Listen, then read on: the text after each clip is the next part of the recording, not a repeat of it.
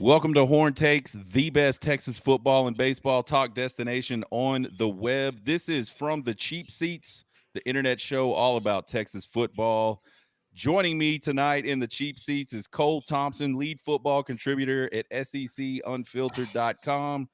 You can follow him at Mr. Cole Thompson right there on your screen on X, as well as at SEC Unfiltered. Make sure to check him out. He's got a lot of passion for college football. I love talking to Cole. And the other thing I really like about Cole, he's not afraid to drop a wild take on you guys every once in a while. And I've messed with him a little bit about some of these takes every once in a while, but honestly, it's good stuff because you have great conversations. It sparks good conversation. Cole, welcome to the show. How you doing tonight? Dude, I'd rather be wrong like 90% of the time with that one bold call and then go back and look a year later and be right about that one. Like, that's the thing. You got to throw dartboards sometimes. Just hopefully it lands and it sticks. And it's boring to be in the same square box all the time. You got to go swing for the fences. That's the game when you do this for a living. That's right. I think it takes all kinds. I think you got to have people that are willing to put it out on the line. And Mr. Cole Thompson, definitely one of those guys that's not afraid to put it out on the line. I am Sean Redfern. I'm a baseball and football contributor at SEC Unfiltered. I do some articles over there. I'm also the host of the Horn Takes podcast. You can follow me at Sean_Redfern on X. You can find the podcast on X, TikTok, and YouTube at Horn Takes. Subscribe, get notified. You won't miss a thing. If you're joining us tonight, make sure you chat some questions. I'm giving away a pair of Texas baseball tickets tonight if enough people will chat questions. I'm going to give away a pair of Texas baseball tickets to the home opener next Tuesday night, February 18th against the Houston Cougars. And we'll be doing giveaways all season. I got season tickets this year for the first time to Texas baseball. I live in Lubbock, Texas, so I can't make them all. You benefit from me being stupid and buying tickets that I can't go to all the time. So join us in the chat. Ask us your questions. Let's get right into it tonight, Cole. We're going to talk all kinds of Texas football topics tonight because there's all kinds of stuff to talk about. But I think the main thing we'll probably talk the most about, the defensive position group rankings as we head into pre-spring for the Texas Longhorns. I'm interested to hear how you would rank these groups. I have the defensive line, and these aren't my rankings. These are just the groups we're going to talk about. And that defensive line group, I include the defensive tackles and the edges, Cole. And then I got linebackers, safeties, and cornerbacks. If you had to rank those 1 through 4, how are you ranking those right now as we head into pre-spring for the Texas Longhorns? God, you got to put me around the spot, Sean. I appreciate that. That's what I do. See, you have wild takes. I put people on the spot. Number one is linebacker far and away. And if you include the edge rusher, like the standing outside linebacker Colin Simmons, and then you throw in potentially what you would say, sorry, like my brain's like everywhere now. Trey Moore. Yeah. If you throw those two in, immediately that is already, if not the best position in the SEC, it is one of the best positions in the SEC. Because you got Ant Hill back. Ant Hill did not miss a beat taking over as Agent Zero for Jalen Ford in 2024. He led the conference in tackles for losses. He was a good blitzer. He had one of the highest tackle rates, and he had one of the lowest missed tackle rates. So that is your anchor up the middle, which is a good spot to be in. And then you throw in Colin Simmons and, of course, Trey Moore off the edge. I mean, that's a 1-2-3 combination of just pure insanity coming at you if you're a quarterback and you got to get the ball out in a timely manner. And then you got to throw in the other guys around them, such as what you bring in with Leonard Lafu, and then you throw in Anthony Smith. You bring in Brad Spence, the transfer this offseason. So you feel good about where the linebacker position is. That's going to be a unit that probably ranks, I would say, somewhere in the top 10, if not top 8 in sacks and tackles for losses next year nationally. And certainly is going to be, I think, the base bone of your team moving forward. Defensive line is really interesting. And the reason why I put them probably at number 2 is because of you don't know what you're getting in a lot of these younger guys, but Steve Sarkisian has done a really good job of recruiting at that position over the last few years. And then what they've done also is they brought in players via the portal that probably would have been full-time starters at other SEC programs.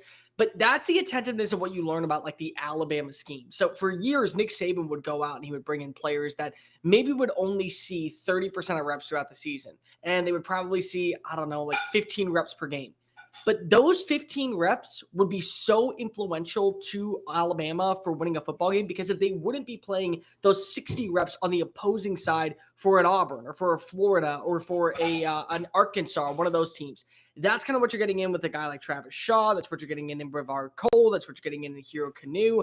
I think if they're on Justice Terry, who is the 5-star, who was open and everyone said, hey, we got to pay the price to go ahead and afford this kid. The NIL package is worth it. Well, if he hits the ground running in camp and he ends up being a big time addition in the spring, this is probably the best defensive lineman that we have seen come through Texas. I don't know since when. I mean, we're talking about a guy that could easily be a double-digit sack artist. We're talking about a guy that could be one of the best run defenders from the get-go. But that's why you bring in a Hero Canoe. That's why you bring in a Travis Shaw, for him to get comfortable in the system, to learn the ins and outs of the defensive line, and then eventually pile drive and put himself in a good position to where he is seeing extensive reps. I think the safety position is probably next. Losing Andrew Makuba sucks, but you kind of knew that going into the year because of he was always going to be a one-year rental. You get back Mookie, which is a really, really good addition. But how do you feel about Jelani McDonald? How do you feel about Derek Williams coming off the injury? How do you feel about some of the young freshmen that are coming on in? And then I will probably go with the cornerback position. What do you feel about Kobe Black? How do you feel about Malik Muhammad? How do you feel about some of the younger guys you have, and especially with the #1 recruiting class, which is a really, really big deal? Do you feel like that you got some of the guys that you believe can be plug-and-play starters from the get-go? It's a challenging spot because I think that you're asking a lot of guys like Kate Phillips, who's coming on in. You're probably going to ask a lot from Grayson Littleton that's coming on in. I have questions there. And then, of course, you're replacing a dude like Jahdae Barron. I mean, Right. There's one Jahdae Barron. Like, the dude ended up being such a stud that Steve Sarkisian pulled him aside and said, hey, I'm going to move you from the nickel to the outside because you're so good at what you do. And probably Jahdae Barron was sitting there and saying, yeah, I know I'm pretty good. I don't even think he thought he was going to be as good as what he ended up being, a Jim Thorpe Award winner. When you're replacing a talent like that, there's usually one of one, and there's going to be a clear separation between that next guy. So cornerback to me is the biggest question mark right now. Yeah, it's interesting. I did a poll as well. I did a Twitter poll because I like the science stuff. Yeah. And I know Twitter is not an exact science, but no, they tell you everything. They know more than we do. But I got some pretty interesting, feedback from that as well. And I think you were in more line with the poll than I was. And I think the simple difference is I said defensive line. I was counting those edge guys. I was counting the inside linebackers as the linebacker group. Okay. And I think people probably did the same thing you did and said, well, let's include those outside linebackers. Here's a copy of the poll. Linebackers by far almost 50%. 46% of the respondents said the linebackers. 29% safeties. 15% defensive line, which would take into account the disparity between my look and this look, and then cornerbacks, obviously the biggest question mark. I think everybody agrees with that. My rankings were defensive line because I took those tackles and the edges and put them into that one group. So you took Trey Moore and Colin Simmons, put them in the edge, right? Right. Absolutely. Okay. Just making sure. Yeah. Then I see your point. Yeah, so I did that, and then I had the safeties, then I had the inside linebackers, and simply, obviously, two really good ones coming back, guys that played a whole lot, and then you had Ty Anthony Smith, a guy that for a freshman played quite a bit as well. So I had those guys, but I still think there's some depth problems. They did bring in Brad Spence from Arkansas, which I think helps with that depth. But then after that, you're looking at a true freshman like Elijah Barnes, who did get his 5th star late in the game and is an outstanding player. But we all know the game's a little bit different sometimes going from high school to college. So I don't think you go, Elijah Barnes going to step in and be our guy. Hopefully he does, but I don't think you count on that. So that's kind of where mine ended up. But you were right in line with the poll here for the most part. I think you guys had safeties and defensive line switched around a little bit. But let's talk a little bit about this. Let's just go down the list and talk about each one of these groups. The defensive line, again, I included defensive tackles and the edges when I start talking about this defensive line. Alfred Collins out, Vernon Broughton out. This will be the third offseason in a row that Texas is going to have to replace their 2 starting defensive tackles. It's probably going to be the third offseason in a row where both of those guys get drafted in the NFL draft. Alfred Collins is a for sure. Vernon Broughton, I don't keep up with mock drafts and things like that. You'll get drafted at some point. I feel like he will too, but maybe he's like one of those edge guys. Not sure, to be perfectly honest. You lose some depth pieces like Sadir Mitchell and Tualea. I can't say his first name. Savea. A big depth piece, goes back to Arizona after being at Texas for a year. But you bring in guys like Alex January, or you have a guy like Alex January coming back who had a really good freshman campaign, played some really important reps in the college football semifinal against Ohio State.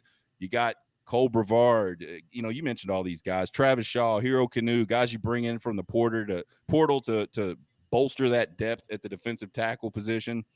You mentioned Justice Terry, the true freshman that's coming. He's a really interesting body type to me because he's 6'4", 285 pounds, 290 pounds. The plan is, I think, to get him up to about 295 at the start of camp.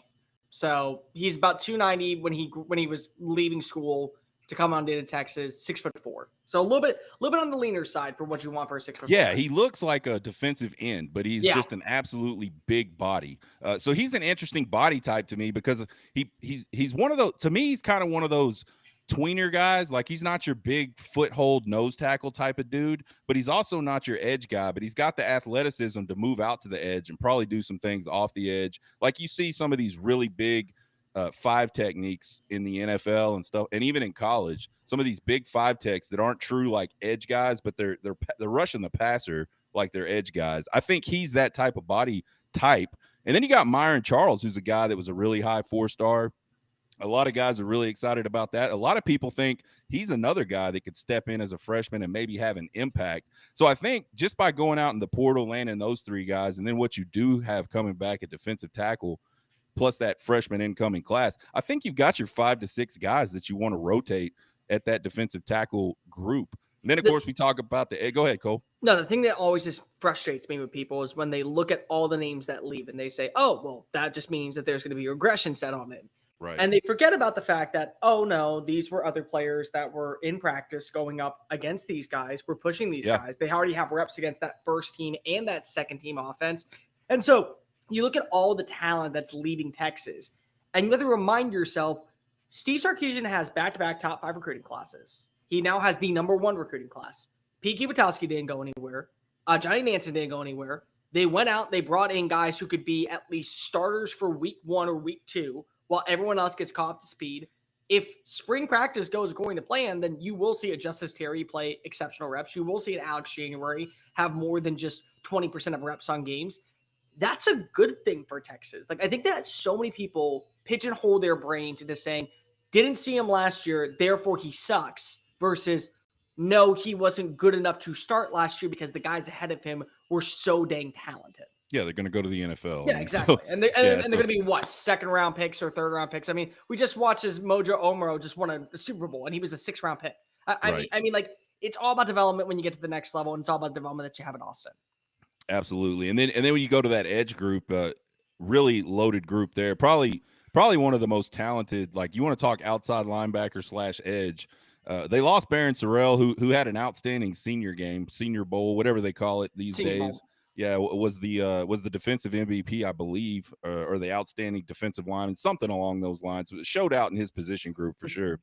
So that's a loss. Barron Sorrell's been a guy that's sort of been a staple of the defensive end position for the last 3 seasons there at Texas and gotten better and better every single year. But you mentioned you got a guy like Colin Simmons who did not play a ton, especially early on as a true freshman.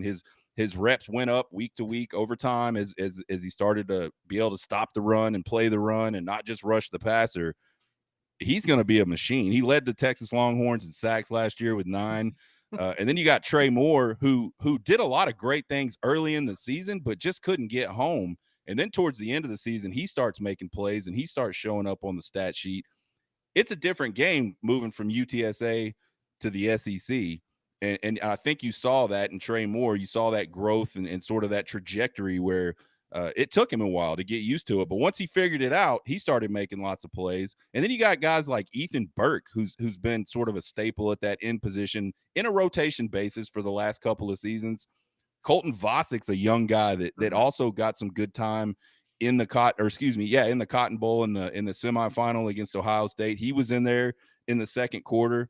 And then you got a guy, and I'm really interested to see what this guy can do. You got a guy like Zena Umeozulu, who was a really raw, we'll say small. He was 6'4", 225 pounds. Yeah, not your ideal. Not your ideal size and weight for sure for an edge player, but he's up to 260 pounds. And I've heard some really good things coming out of the program about what he's been doing in practice for the last year.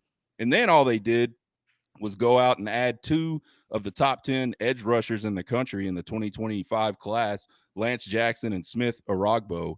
So that room to me just absolutely loaded with guys that can get to the passer. And I think it's taken Steve Sarkisian a while to get that, but I thought last year was that jump where we really saw the pressure off the edge become a problem consistently week after week for other offenses. And I don't expect that to slow down one single bit. So I had that defensive line group number 1 because you add a guy, Kenny Baker, he's finding his role in the recruiting game. You bring in a Alan Clark from Ohio State to coach those edge guys. That it had been Pete Kwiatkowski. Now he doesn't have to worry about that. He can focus on the defense, and he can let a guy that's been coaching defensive ends play with his defensive ends, coach his defensive ends. And I think that was a really good strategic move because I think a lot of it was, look at all these pieces we have. If we can get some focus on these guys in practice where I don't have to try to focus on them and try to focus on everything else, that's a deadly group of guys. So that's why I had the defensive line number 1. You had safeties number 2, I believe. I had defensive line number 1. You had defensive line. But to be fair, I didn't think it was going to be just inside linebackers. If you throw in the edge, defensive line is number 1. And largely it's because of just the little things. Like, I thought the addition of Trey Moore was such an underlying move because of everyone was talking about Colin Simmons. And well, they should. I mean, he was a 5-star from Duncanville, Texas. You and I both know what Duncanville is like in the state and how much they produce NFL talent that's ready to go start right away in college. But like, here was the role for Colin Simmons week 1 through week 10. Get to the quarterback, hit him in the face.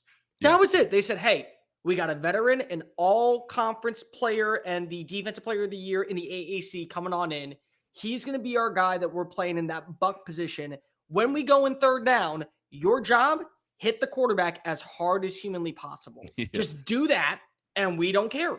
And so he got comfortable in the system. He got comfortable learning the ins and outs of what PK is looking for. He got to build that rapport alongside with Ant Hill. And then eventually everyone thought, okay, well, Trey Moore's kind of struggling to get to finalize the deal. Let's move over to Colin Simmons. And they get Trey Moore saying to himself, no. You guys forgot I was a defensive player of the year out at UTSA. Here's the reason why I came to Texas. And now I'm kicking your ass. And so now you have 2 of them that probably are going to rotate in, and you're not going to see as many reps as probably you want from Colin Simmons, but that's a good thing. 2 is better than 1. I love that Ethan Burke is still back. I think that is such an underrated move for a guy that lives, eats, and breathes Longhorn culture, because there's so many other players would have transferred at this point. They would have wanted to see more reps. They would have wanted to go to maybe a smaller school and then try to get back up to this level. But he is bought in the exact same way that Mookie Taft is bought in. And when you have guys like that, that sets a culture and a precipice of what you want for your identity of a team. I think you throw in the other guys, like we've already mentioned, like Hero Canoe and Travis Shaw coming on in. I think of them as really good stopgap players. Like, if I have to start them week 1 against Ohio State, I know for a fact that they are experienced enough to see extensive reps. But by the time we get to SEC player, by the time that we get to the middle of the season and Red River Shootouts coming along the way, if they're not ready to go and we got some guys waiting behind them like Alex January, I'm in a really good spot. The depth there is also such a key element. And Sean, you know this as well as I do, especially from looking at this past year. The teams that go the furthest in the college football playoff aren't great at wide receiver, aren't great at running back, aren't great at secondary play all the time. Now, some are. I mean, like Ohio State had the most elite wide receivers we've probably seen, and they're going to take a step back next year, but they still have Jeremiah Smith. But they were loaded on the trenches. Like, I mean, you had a guy like Donovan Jackson playing left tackle for 7 weeks. He hadn't played left tackle since he was in high school.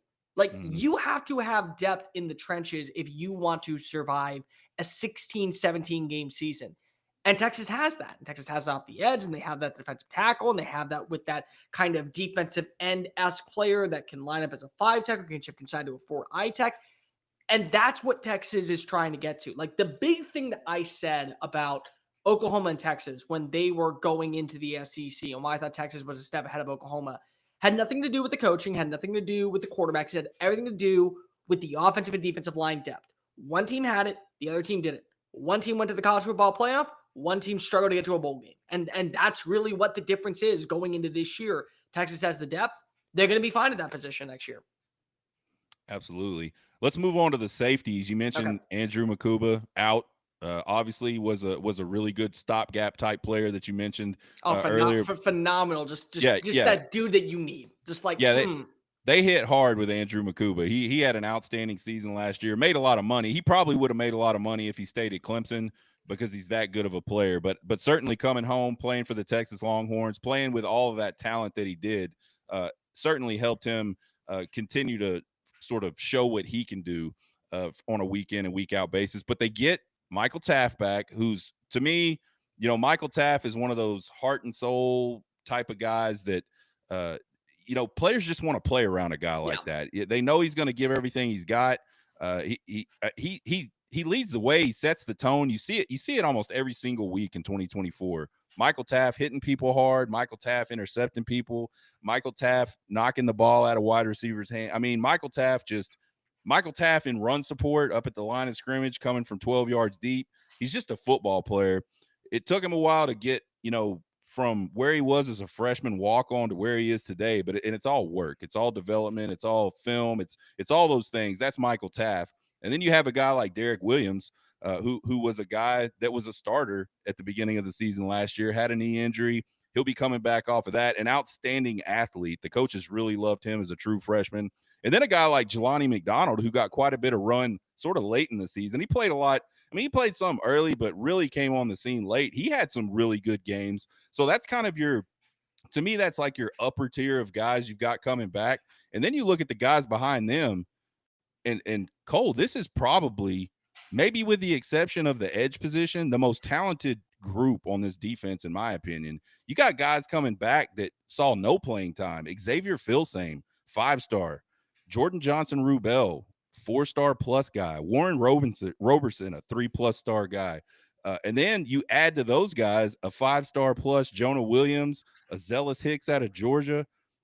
They have a lot of tools in that safety room for new safety coach Mark Orphy out of Rutgers. And so, man, I just think this group is so talented. And I think more so than cornerback, playing safety, it's a little less intricate, I think, probably, and a lot more Michael Taaffe type stuff. And they've got the leader of Michael Taaffe just kind of sitting there to teach these younger guys, this is how you do it. What do you think about the safety room? It's so loaded that eventually you're going to lose some players. Like, absolutely, just be prepared for that. Like, that's the beauty about having a number one recruiting class and keeping as much talent as possible. But eventually you have to realize that there's just not enough room for everyone to stick around because if they want to play. Sure. But I mean, you got to love that you get Derek Williams back, hopefully fully healthy. I think that he could be a really good boundary safety. You know what Mookie can do. I mean, I think that you perfectly encapsulated who Mookie is. This is a guy that grew up in Austin, was at Westlake, walked onto the team despite having offers across the country for smaller schools, earned his way onto a scholarship, earned his way into getting a starting role, was arguably the second best safety in the SEC this past year. I thought he was better than Malachi Starks at Georgia, who got the all SEC honor, which again, we're not going to get into too much of a conversation with that. But like, just he plays with passion. He has like his hair on fire. He is all about like, I embrace the Longhorn. They have horns. The horns stab. I'm going to stab you into oblivion. Like, that's the type of mentality that you got to have. And it's great. But then you talk about the guy that's coming on in.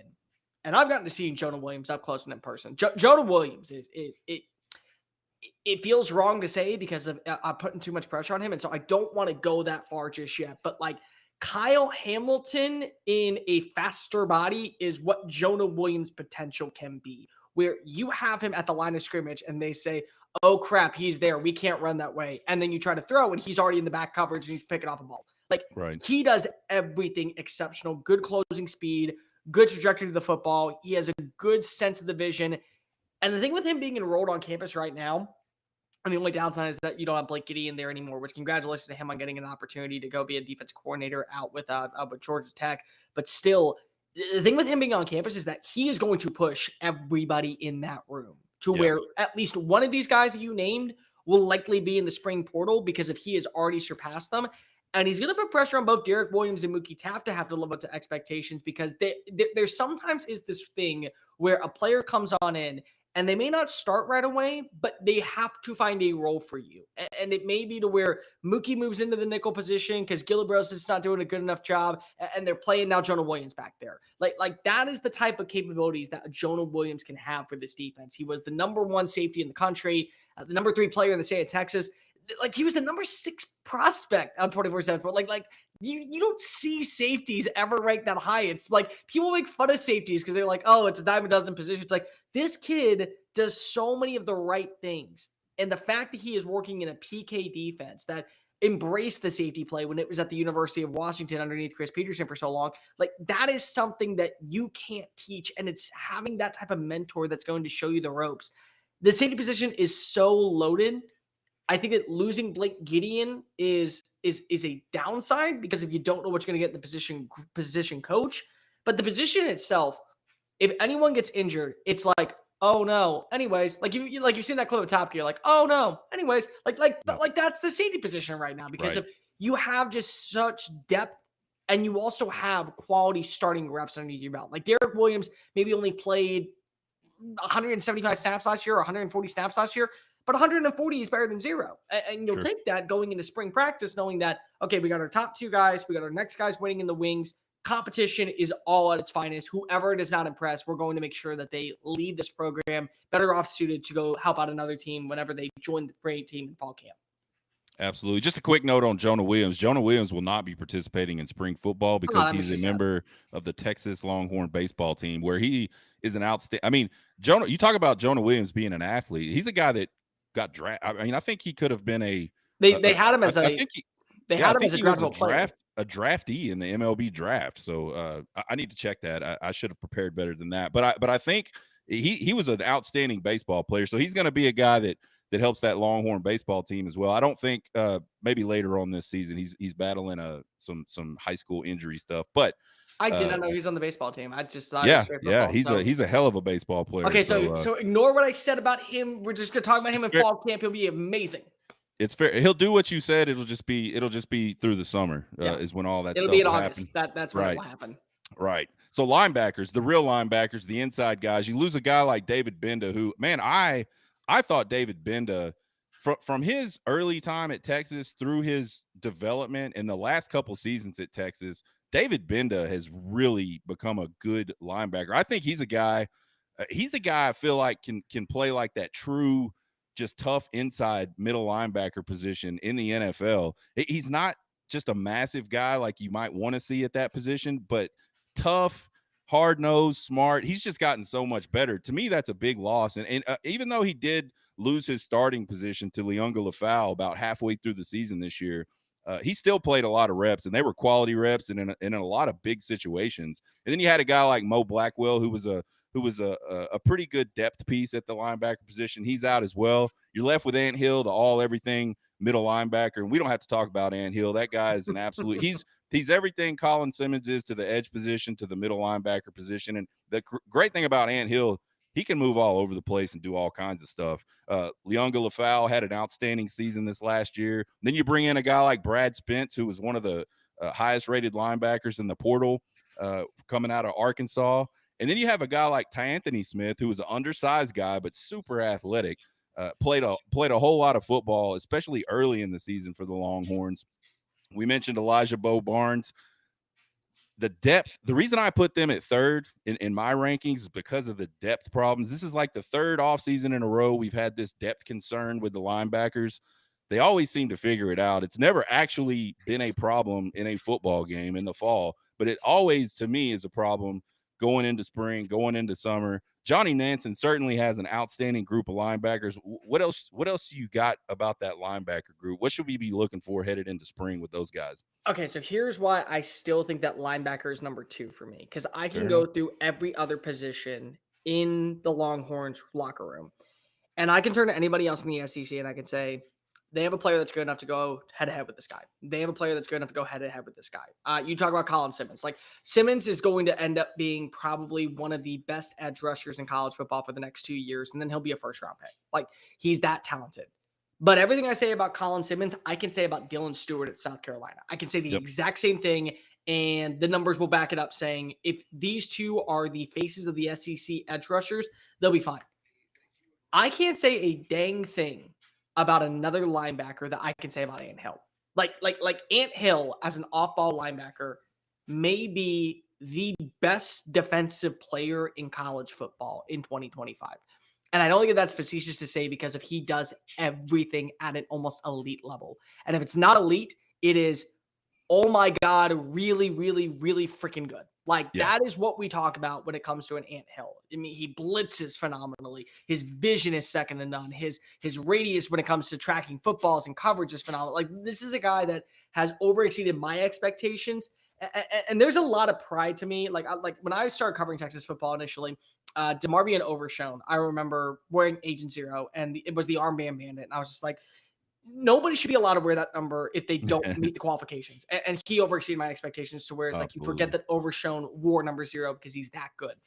I think Lafau is a really good complementary piece because of what a guy like Ant Hill is exceptional at. The weaknesses that are very limited in this game, Lafau does a good job of counteracting. I think he does a good job of staying at home to when you see a blitz play where he can play in a little bit of coverage. He is not afraid to tackle. I think that he comes with a relentless motor.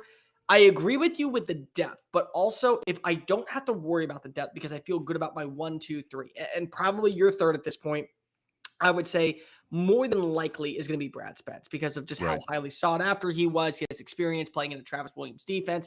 If those three can give me 85% of reps, and then you're going to have some plays where you're running a dime formation, you'll throw another safety on the field or another cornerback on the field to where you only need one linebacker.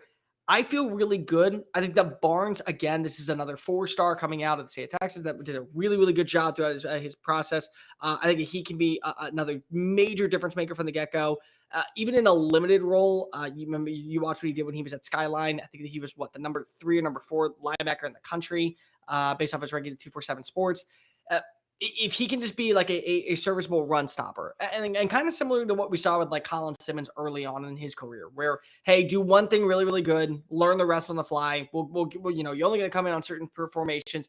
Then I think Texas is in a really good spot. I mean, this was one of the better run defenses in the country. This was one of the better red zone defenses in the country. You and I both saw what happened whenever a team decided to run at the 1-yard line. It wasn't just the defensive line. It was the fact that the linebackers were lined up at the right spot. Texas is in a very good spot, in a good position with all of that right now. Like I know that it's very hard to buy into, well, the depth is a big time deal. What if Ant Hill hurts himself? Okay, but what if Ant Hill doesn't? Like every single time that someone goes with, oh, well, but the depth. Okay, but what if you don't need to worry about it? Right. Cool. Right back No, to you're square one. 100% right. You're 100% right. But for me, when I look at him, I say, I know what I'm getting out of that defensive line group. I know what I'm getting out of that safety group, which is just a ridiculously talented group led by, the heartbeat of the defense. I feel better about the safety group at 2 than, but I mean, again, you're cutting hairs. It's not that big of a deal. We're not going to argue about it. Yeah. The linebacker group, really good. And you look at a guy like Bo Barnes, great size, but he ran an 11.6 or a 10.6 or a 10.7 100 meter. He is flaming fast for a 6'2" or 6'3", 235-pound kid. So it's the 235 that makes me laugh. It's like, who wants to see that running at your full speed? Like, nobody does. Name a running back that's okay with seeing that size, that speed coming at you full force. Nobody. Nobody wants any part of that. So nobody in Texas's practice wants to see that. Like that's how bad it is. No, it's not fair, honestly. And I think that his athleticism is what will get him on the field some as a freshman. I think we're going to see probably a similar trajectory for him as we saw for Ant Hill as a freshman. They're going to have to find ways to get him on the field because he's going to come in and do athletic stuff.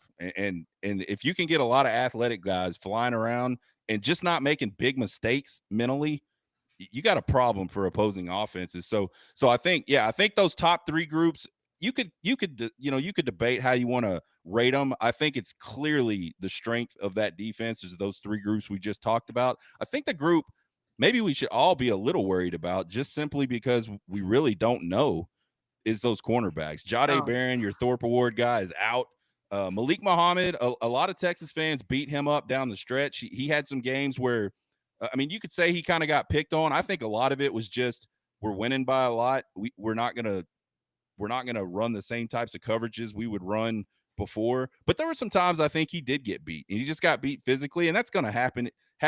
It will happen to the best cornerbacks that ever play in the NFL.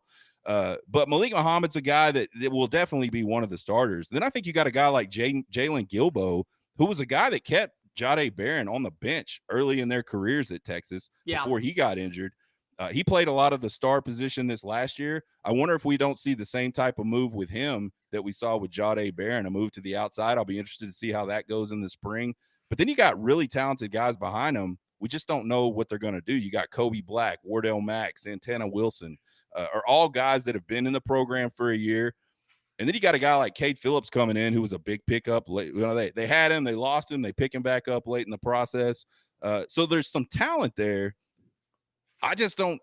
To me, I think more than any position, cornerback is one of those positions where you just kind of never know what you're going to get. Even with the guys, you kind of know what you're going to get. So I think you have to kind of be, if you're a Texas fan right now and you're the rest of the country looking in at this Texas team, that cornerback position could be, again, we say weakness lightly. I don't think they're going to be bad, but it might be where you target Texas if you have to target Texas. Do you remember, what was it, 2023 college football playoff? They had like the 63rd ranked pass defense or whatever it was at the time, 72nd. It wasn't the cornerbacks; it was the safeties. Like the safeties were a problem. Jaren Thompson, he transfers. You go ahead and you bring back, you upgrade Mookie Taff. You feel good about where you are with Andrew Bakuba. That's kind of how I feel about Texas right now. Like, the safeties are good. You feel really good about, hey, you're not taking any deep shots on us. We're going to pick you off. But on the outside, the perimeter, those 8 to 15 yards where we're playing in an off-base cover 2, you may be able to attack us there. Mm-hmm. I don't worry about Malik Muhammad. Cornerback, I've always said that cornerback is the second hardest position to translate to from every single level. So the high school game is completely different than the college game. The college game is completely different than the NFL game. Like, there's just a certain element to playing that position. And the only way you're going to learn is by getting reps. And so I'm not saying that you need to bank on him to have a Jahdae Barron-esque type career moving forward, but I do think he will be better. I think that's not a problem. I think that Kobe Black seeing some reps last year was a good thing for him just to get his feet underneath him. I do like that you brought up Gilbert. I do like that because of him moving to the outside. What it would signal to me is two things. Number one, you don't feel good about your cornerback position when it comes to the starter. But also, you may feel really good about your safety position to where a guy that's impressing in camp, you got to find a way to get him on the field. Right. You trust that Gilbo can be a dude that can just make that same transition the way that Barron did. And so now you're filling up 3 gaps and you're filling 2 holes with the price of 1. Yeah, so maybe you bring a safety down to play that star position instead of a cornerback like you have in the past. And I don't hate that. I don't. I do wonder, what are we going to see early on from Cade Phillips? Because this was a 5-star. He was the number 4 player in at the cornerback position. He was the number 7 or 8 player in the state. He's a top 25 player in college, like in high school football, from Hightower, right outside of Houston. He did such a good job of playing with his size. He comes in, I think if I'm not mistaken, roughly around 6 foot, 195 pounds. So he's got that frame. It's a lot of what you like. And I think that being in camp right now, learning underneath guys like Kobe Black, learning underneath Gilbo, learning underneath Malik Muhammad. It's a good step, and it's going to be great for you to be able to build that relationship. It's a wait and see game. And here's the beauty of it all. The thing with Texas is, much like every other team that continued to win in the college football playoff, they got a handful of dudes to come on in the transfer portal. But they didn't go big the way that Auburn did, or the way that Ole Miss did, or Missouri did, or the way that Indiana did, because they didn't have time. They were too busy focusing in on trying to get to that next game. There is the spring portal window. And so you're going to lose players, because you always will, especially at a major program like Texas that has ample depth. You're going to lose players, but you're also going to have opportunities to bring in players. So let's just say we're in practice number 8, and we kind of see, okay, the cornerback position is a weak point. There's a kid at Ohio State that is going to transfer because he just is not going to be able to get on the field, and he's a senior. What can we offer him in an NIL package to where he can come on down here and we'll say that you're a starter week 1? Because if we just got to get you out of practice, and you may not start week 1, but by the end of the year, you may be a starter. That's kind of the beauty of what that spring transfer portal window is. You'll have an opportunity to address those minor needs that weren't able to be fixed during the winter transfer portal window. So I think that it's a wait and see for me with Texas. I don't know if they have a legit number 1 cornerback. I don't know if Gilbo's going to get some reps on the outside. I don't know how they feel about the entire depth when it comes to what happens if one guy goes down. But I know that Steve Sarkisian going to the playoffs back-to-back years, taking advantage of being that team in the SEC year one where they have transcended up to the level of maybe not Alabama just yet, but they're right on the knocking door to where they are an elite program that constantly is going to be fighting for 10 plus wins, college football playoff appearances. They will leave no stone unturned. And like so many people, when they bring up like, oh, well, why would Steve Sarkisian go to Alabama, or why would like he would go to these places because it's like you guys don't understand what Texas has. Like Right. like Texas is such a mechanism of how much abhorrent resources that are inside that facility, with how many burnt orange fans want to see this team be successful. They'll match whatever Sark wants, unless Sark and Chris Del Conte get in a fist fight. Like that's the dude that you got locked in long term. Right, So it's like they'll be able to afford whatever pieces. And if Steve Sarkisian says we got to get a cornerback, they're getting a cornerback in the spring transfer portal. Absolutely. Let's switch gears. Before we do that, though, I think the point, if you're listening to the show tonight, is there's a lot of talent all over that defense. Oh, yeah. And they'll be able to find guys to fit into the cracks. It's going to be a really good defense. I think this defense has a chance to be even better than it was this season, just because, I think. I have hot takes. That is a bold one, Sean. It was a really good defense this year, no doubt about it. One of the best in the country. But just you look at the pieces they have, and then the depth and the talent coming in. It's all about stacking talent. We talked about this. I mean, I've been talking about this with Chris for the last 2.5, 3 years as Texas was coming into the SEC. It's about stacking talent. You look at the Georgias, you look at the Alabamas. They just stack it, stack it, stack it. Yeah, some of them will leave. You can always bring in more, as you talked about in the portal. And Texas has done an absolute bang-up job of stacking talent. So there's pieces everywhere.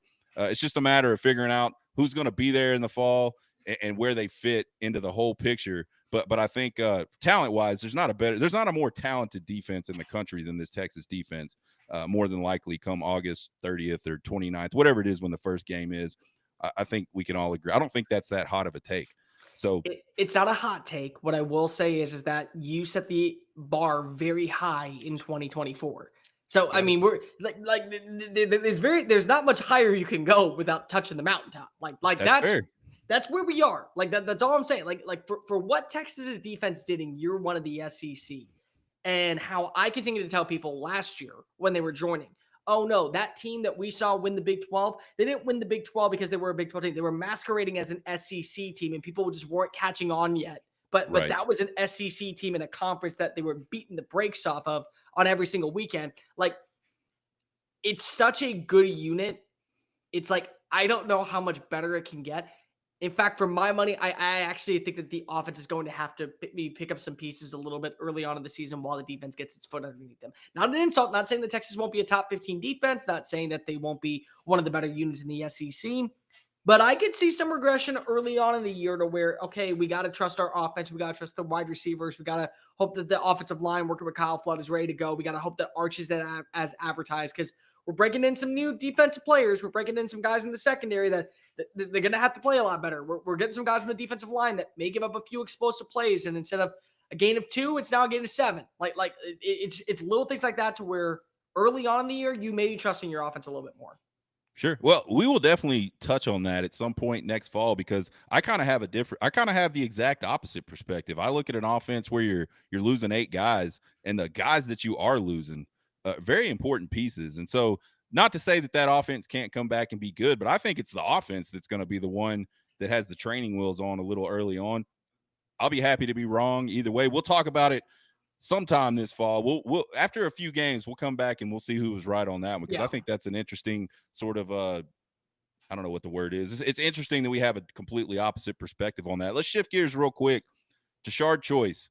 Last week on the show, I had Nash Talks Texas, and I had the Ghost from Ghost and Friends on the show. We were talking Tashard Choice. We just dodged the Dallas Cowboys bullet. Tashard Choice is coming back. I'm sitting at the airport in the lounge today. I see Tashard Choice off to the Lions. How big of a blow? Because it's a blow now. It's not a hypothetical blow. It's a blow. He's gone. He's going to the NFL. Realistically, what type of blow is this for the Texas Longhorns? It's not a little. It's not a massive. It's not a death sentence. it's enough to go to the hospital and say that surgery could be involved. Yeah. You got in a car wreck and now they're saying, okay, well your leg's split in two. We're gonna have to get some reconstructive surgery. It's not just the type of talent that you saw Tashard Choice bring in. It's the type of talent that you saw him retain, which I think was Mhm. a very big deal. Texas didn't miss a beat at running back, regardless of who was out, because of they loved working with Choice. And it was a big reason why Choice was considered for multiple jobs every single offseason for an Yep. upgrade and also to go to the NFL because of they love the situation. I mean, I don't know how many people were looking back and saying, well, what would Bijan Robinson be if Tashad Choice wasn't there? And also what you look at with Roshan Johnson. Like those were guys that really set the tone. And then you didn't miss a beat with Jonathan Brooks. And you didn't miss a beat when it came this past year with Jared Gibson and Quinn Weisner and even Jaden Blue. And everyone had a role and there was a decisiveness. And the ground game was such a focal point for Texas. It took so much pressure off of Quinn Ewers to be that guy early on in his career. It allowed him to be able to kind of figure out how he's going to be as a playmaker. It was always a secondary punch that I think Texas had at their availability. And so the hire is really big. I mean, who comes in to replace him is really big because it's not just about making sure that you get a guy that is going to be able to work with a CJ Baxter coming off a torn ACL and work with a Wisner and work with a Gibson and work with other guys that are coming on in. It's about making sure that when you're on the recruiting trail, you say, look at my line of work of all the guys I have produced at this university, known for running backs, known for guys like Cedric Benson, Ricky Williams, and Earl Campbell, and now you throw in Bijan Robinson, and names that consistently are getting drafted into the NFL. I've done that. You don't have that secret weapon anymore. So you got to be able to land somebody from another pristine program. And that's kind of the beauty of what Texas is that they won't have their short of the litter to be able to land who they think is the best fit, but they got to make sure it's the right guy. I think that the running back position has been so consistent for Steve Sarkisian's offense to be humming at the right wave. And when you lose four offensive linemen, and when you lose your starting quarterback, and when you lose your starting tight end, and you lose two of the three starting wide receivers, and you're putting a lot of faith in a guy like Arch Manning to live up to expectations, you got to be able to have a stable ground game, and you got to be able to Mhm. have somebody that's able to work alongside with these guys and get them to be on the right page in the right direction, so that way the offense continues to move in the right direction. Absolutely. Yeah, I think you look at a guy like Tashard Choice, I think him moving on to the NFL, and it's clear he wanted to go to the NFL. Like Yeah. he has that's the trajectory he wants to go on. But you look at a guy like him, it goes past the running back room to me. He was a huge recruiting loss for the Texas Such a Longhorns big one. because they'd bring him in. He was like the ace up the sleeve guy that would go after some of these even non-running back. He'd be the closer, so to speak. But I think even more than that, huge culture loss. I think you look at the coaching staff, and he's one of the guys that I think a lot of players connected with. I think a lot of players saw him as like that big brother type role, and you could tell there was a big love between him, his running backs for sure, but a lot of other players on that team. So I think it goes beyond just running backs. It'll be tough shoes to fill, but I got faith. I have faith that Steve Sarkisian not only has sort of the net to throw out. He's got guys. These guys keep lists. They know who they like, who they don't like, who they've worked with before. So he'll be on this pretty quickly. But he's going to have the backing from the university to go out there and financially be able to bring guys in that he wants to bring in. So I don't know that you can ever replace a Tashard Choice. I think he's that type of elite kind of guy. But certainly they'll be able to find somebody that can fill those shoes. Let's talk about something else real quick that you and I have not talked about, maybe briefly. I saw your buddy Chris, our buddy Chris Phillips today. Oh He's yeah. always he always throws these things in there about college football and where it's at, and is it bad? Is the sport bad? So is college? I want to talk a little bit about college football. Is it kind of taking a turn for the worse? One of the quotes he has, and I don't know if he stole it from somebody, but he uses it a lot. The business of college football has never been better. And I think that's absolutely true. I think if you talk to 10 people about the business of college football, they would say absolutely the business of college football is booming. But it's some institutions that are really reaping the benefits of that. It's not all. It's some players that are really reaping the benefit of that, not all. But is the game suffering? What are your thoughts on that? Well, there's just so many things that are in uncharted waters right now that we don't have regulations on or we don't have rules on. So because of that, teams are able to work behind closed doors. And you know what? The big teams, of course, are always going to be able to profit. But like you look at a team like Tulane. Tulane is a prime example of this. There's a great video out by Josh Beatty. If you haven't watched it, talking with John Summerall. Summerall this past year helped a team that lost its head coach and over 50% of its roster to the transfer portal remain stable and remained as clean as possible and went on a run and nearly made it to the college football playoff as the group of five representative in the American. And in the American, they also played against competitive teams and they nearly beat a Kansas State team that many people pegged to go to the college football playoff in the Big 12. And so after the bowl game, or I mean, after the season, they find out they're not going to the college football playoff. Their star tight end, their star quarterback, their two star defensive tackles, their linebacker, their safety, their star cornerback, and two of their starting offensive linemen honor the transfer portal. And the rumor is that a lot of these players were contacted going into the conference championship against Navy. So they already had their minds made up whether or not I make the college football playoff. The fact that I'm getting a bag is so prevalent. And the problem with that, Sean, is that there are schools like Tulane that don't want to be treated as if they are the minor leagues of college football. And so because of the fact there are no rules and regulations on how to go about the transfer portal and how to tamper and how you get in contact with teams, they're allowed to do that. And eventually every year, they're basically having to work 3 times as hard to regroup the talent that they are losing in the portal, not only regain that type of talent, develop the type of talent, and then retain that type of talent so that way in 2026, they can be as competitive again. Like John Summerall, for my money, was the most sought after college football coach this offseason and elected to stay in New Orleans because if he knows that if the job is not perfectly suited for him at a power four level, why am I going to risk losing that when I'm in a good spot? I'm the highest paid G5 coach in the country. I have a team that just recently competed for a college football playoff berth. I don't have to go anywhere. But then you also look at some of these coaches, such as the guy from Kent State a few years ago, Sean Lewis. He led the team to 2 MAC title appearances and then said, I'm going to be an offense coordinator because I'd rather just call plays than have my team riddled through the transfer portal every single year and have to hit reset. And the Golden Flash haven't been able to respond since then. NIL is through the roof. There's teams that can pay $25 million in NIL funds to keep talent, retain talent, and get talent. And there's teams that have $4 million to spread out a 90 man roster, including walk-ons. And then as soon as that kid starts to hit his stride, well, now he's going to get offered $525,000 to go play as a third stringer at Georgia Tech. But that third stringer at Georgia Tech, well, he's getting paid that money, so he doesn't really care. So the allocation of money is such a big deal. And then the other part that's really underlining that I don't think enough people pay attention to is conference realignment. Like people used to love the fact that we were geographically sound. You had games on the West Coast between Washington State and Oregon State and Washington State and Cal. And now we got to talk about Cal having a conference game at 2:30 in the morning Central Time against Virginia. It makes no sense. And then you also got to realize we put such an emphasis on college football leading the pack there that the other sports suffer because of it. So if you're going to the University of Cal, you may no longer be on the rowing team because the funds that are supposed to go there, because if you join the ACC as an entire unit of athletics, they can't afford to travel out to the to the East Coast. Therefore, the funding is going to get cut. And so I think that when you look at college football, the teams that are the pristine of the sport, the Texases, the Ohio States, the Michigans, the Alabamas, the Georgias, they'll never have anything to worry about because they'll have the resources, they'll have the allocations, they'll have the finances, they'll have the NIL funds, they'll have the trust funds, they'll be able to bring in whatever coach they want. They're in a good spot. But I am a huge fan and a loyalist to college football. I am somebody that believes in the purity of this sport.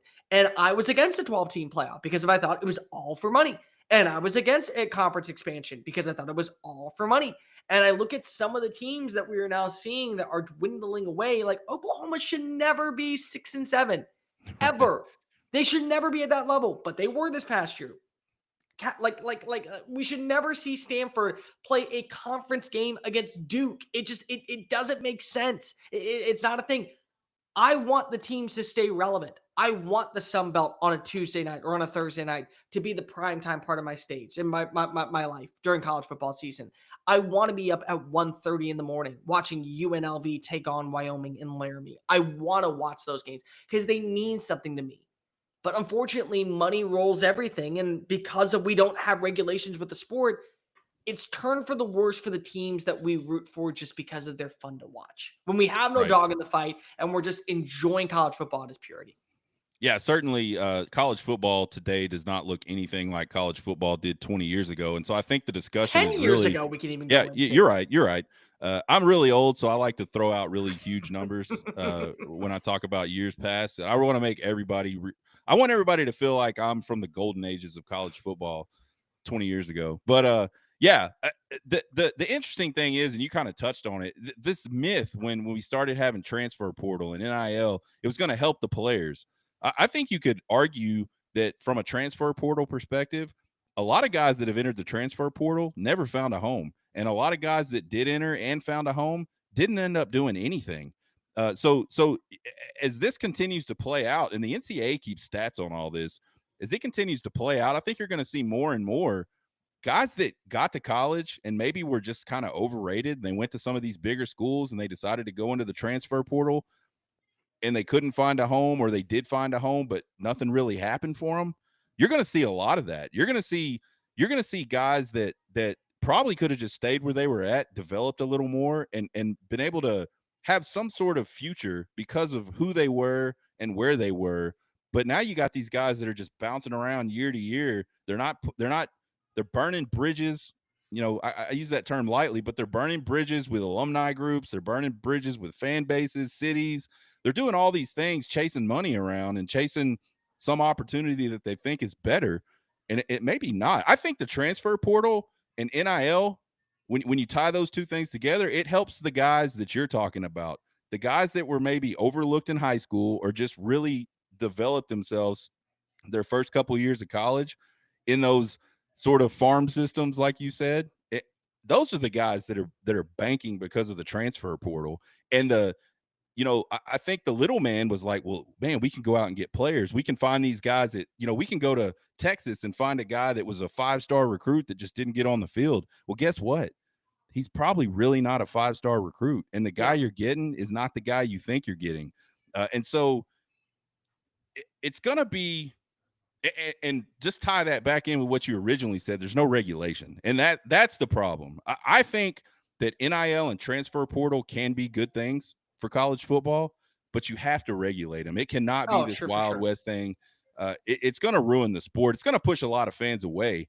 And I think that's the danger. And maybe you replace them with a different type of fan. I don't know. But for a guy like me, what's happening today, I don't think is sustainable very much longer. If someone doesn't step in, some sort of entity doesn't step up and say, this is how we're going to regulate this, and this is what this means. So I don't know. I wanted to ask you because I saw Chris's tweet today, and I was like, man, I never talk about this enough on the show, but it's something I'm interested in. So what's really interesting to me is that there's multiple ways to go about the transfer portal. Like Malachi Nelson is actually a way to where I look at the transfer portal as a positive in all this. So for those of you that don't know who Malachi Nelson is, he was the #1 quarterback recruit in the 2023 class, goes to USC, doesn't beat out Miller Moss, realizes he's probably not going to start.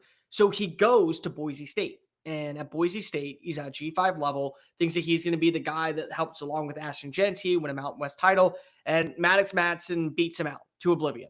Well, he has another transfer portal eligibility because, again, there's no regulation, so you can go anywhere when you haven't played. He goes to UTEP. He goes to the University of Texas El Paso, the #1 quarterback recruit in the country, goes to UTEP. And he realizes, and you hear him in the press conference when he was asked about why he goes to UTEP, he's like, Scotty Waldron's offense is the best fit for me to get back to how I know how to play football. And that's when I look at the transfer portal as a blessing for a second chance. Because a guy like Malachi Nelson realizes, what am I doing going to a Penn State or a Louisville or even a Georgia Tech when I know that I'm not ready to play there? And I have one more transfer I can use in 2 years as a graduate, and I can go to another major institution, but let me actually learn how to play football again. Let me get on the field and play immediately.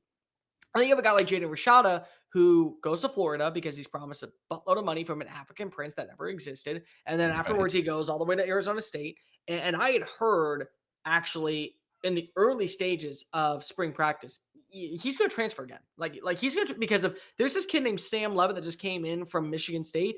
He is beating him in every single category. And so what's he Absolutely. do? He goes to Georgia. And so now he goes to Georgia. He wants to sit and learn, very similar to what we saw with what was it? Dante Moore this past year, thinking, okay, well, in a year from now, he'll be the guy. He hadn't developed. You look at the guys that are coming on in next year. You also have Ryan Pelusi, and you still have Gunnar Stockton there in the way. So he says, okay, well, I'm going to go to the transfer portal again. I'm going on all these visits to P4 programs, and I'm looking at them like, there's a school out in New Orleans that just turned Darian Mensah into a starting quarterback in the ACC. Why are you not looking there? Why are you looking at these major? And now he's saying, you know what I'm going to do? I'm going to shut down my recruitment. I'm not going to go anywhere. I'm just going to wait it out until we get to spring practice. And the end of spring practice, I'll enter the transfer portal again. So you need to. That's a problem. That's a problem. There's these kids that still believe that they're in that range of being alongside what their 24/7 sports rankings were when they were coming out of high school, and they weren't properly developed. And so now you got to realize I got to go down to the minors. Like if we're really going to treat this like it is professional football, treat it like it is also, for my opinion, minor league. In the minors, you'll see major league players that go up. They're not that good, so they send them back down. They work on their craft, and then when they're ready, they make the jump back up. That should be it for a player like, again, Jaden Rashada. And then there are some reasons why you want to believe that like a Darian Mensah leaving Tulane and going to Duke is a good thing. But then in my back of my brain, I'm saying to myself, well, imagine if he would have stayed at Tulane this year and he ends up being the frontline man, the front man of Tulane football in 2025.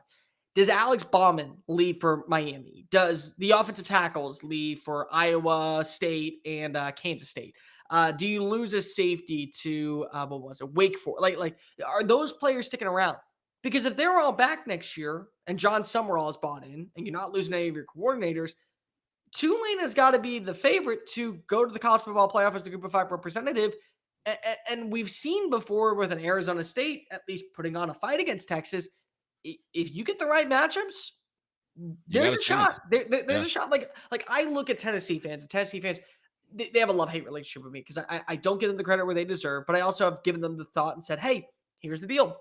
If you played in Penn State's bracket where you took on SMU week one, and then you took on Boise State, and then you faced off against Notre Dame, do you think that you would have been in the semifinals? And I think most people would say yes. But you played Ohio State week one, and everyone's like, oh, Tennessee was overrated. They didn't have the Right. chops. It's like, no, the matchups matter. But like, Right. we're never going to see these small teams. Like, Cinderella is dead. The Cinderella team is going to be, oh, Alabama that went 9-3 and found their way in as the 11 seed. Like a 7 and an 8 seed, Sean, that would have never made the 4-team college football playoff, just played for the national championship. Right. Like that's what we have right now. And because of we're never going to get that parity in the sport because there's no regulations, because of there's no rules and there's no limitations on how many times you can transfer, what is your NIL package, because you don't have a salary cap to what you can offer a player, it's going to continue to be this way. And the other thing that's going to happen is these teams that we talk about, like the Alabamas of the world and the Georgias, that we want to see be dynasties or hate seeing become dynasties. Like what Nick Saban did, it will never be duplicated because Right. you're never going to have the depth. Because a Yeah. kid that is a 5-star cornerback thinks, oh, I can go to Georgia Tech and I'll be a starter tomorrow and I'll get paid $525,000. Well, you can no longer say, well, just wait until next year. We got this 4-star offensive tackle from Savannah, Georgia, that is mauling over our defensive lineman. No, you don't. He's playing now at Troy because Troy offered him Right. $150,000 to be a starter for 1 year before he enters the transfer portal again and goes to Florida. Sure. Like that's what we're at right now. So Yeah. the depth is never going to be there. The programs are going to have like a small window to actually compete because they're going to lose and be riddled by the portal. And then they'll be able to have that run where you'll see, like Ole Miss this past year, they laid down a foundation last year. They swung big and got all the pieces in the portal. This was the year to strike. And I think Ole Miss would have been a dangerous team in the playoff. I think they very well could have gone to a national championship. But they found a way to shoot themselves in the foot against Kentucky and against Florida and against LSU on a 4th and 5. They go to the 10-3, and now it's a lost season. And you're never going to have that same camaraderie and that same roster back in. So you missed your window. Like that is going to be the new norm in college football is, hey, we got 2 or 3 years to really get the job done. Like South Carolina, you got 2 years to make it to the national championship because Lenore Sellers is not going to be waiting around because if he's for the loyalty of the game. It's not going to happen anymore. And the depth that you have waiting in the wings, they're going to get offers because of they're on a college football playoff championship team. Like LSU this year, they spent big in the portal. It's wrong of me to say that they have to make the college football playoff. But when you have all that offensive talent coming on back and what you've added in defensively in the portal, and it's Brian Kelly and what you're paying him, it's almost like, yeah, you kind of have to. You got to do it, yeah. Because you're right. You do have no excuse. Yeah, you have that window, and most teams aren't going to have the funds and sort of the clout, I guess, with recruits to just keep getting that every single year. It's kind of you swing for the fences and hopefully you hit the home run type of deal. It's definitely a complex subject. I mean, we could probably talk for 8 hours about it because I think there's that much complexity to it. That's it for this episode of From the Cheap Seats. He is Cole Thompson from SEC Unfiltered. You can also find him at Mr. Cole Thompson on Twitter. I recommend following him. Always fun to follow Cole. As you can see, he's a hyped up dude. He likes to. He's really good at what he does. So I care about the sport, Cole. Sean. That's all. I know you do. I know you want this sport to stay ours and not go to the greedy bureaucrats that decide to go ahead and live in their Eiffel Towers about all money and business. It belongs to us, the college football fans, not to those people that control the media markets. Absolutely, and I hope somebody steps up with that same kind of thought process. They can actually help and get some regulations and things like that in the way. But you guys check out Cole. Really good follow. SEC Unfiltered, obviously a really good follow and a good website to go to, secunfiltered.com. I am Sean Redfern. Guys, make sure that you check out. We've got 3 shows a week going right now. We got the bullpen, and I'm excited to say that I have nailed down Zach Sim from orangebloods.com and Mark from Occupy Left Field. They're going to join me every Monday night at 6:30 to talk Texas baseball until they get tired of me. At some point that might happen. And then we'll do our From the Cheap Seats episodes every Thursday night, 6:30. And then I do day drinking with my special lady friend on Sunday. That's not a live show, but she's having a good time doing the shows. Don't forget about the Texas baseball giveaways. We're going to be doing that throughout the season. Watch the streams, chat your questions, win tickets. It's that simple. I don't know how else to tell you guys. I'm giving away pairs of tickets to Texas baseball games. And if you haven't looked at the schedule, there's some damn good Texas baseball weekend series in about a month and a half that are going to be hitting us every single weekend. And then make sure you tell your friends to check it out as well. Check out my articles over at secunfiltered.com. We do 2 or 3 a week. You guys get hooked. Thanks, Cole. Have a good night.